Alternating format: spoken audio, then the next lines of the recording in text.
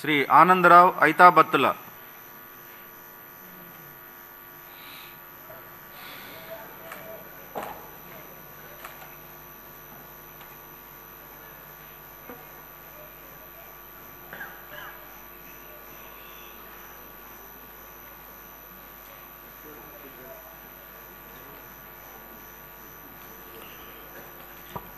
ఐతాబత్తుల ఆనందరావు అనే నేను శాసనసభ సభ్యునిగా ఎన్నికైనందున శాసనం ద్వారా నిర్మితమైన భారత రాజ్యాంగం పట్ల నిజమైన విశ్వాసం, విధేయత చూపుతానని, భారతదేశ సార్వభౌమాధికారాన్ని, సమగ్రతను కాపాడుతానని నేను స్వీకరించబోయే కర్తవ్యాన్ని శ్రద్ధాశక్తులతో నిర్వహిస్తానని దైవ సాక్షిగా ప్రమాణం చేస్తున్నాను.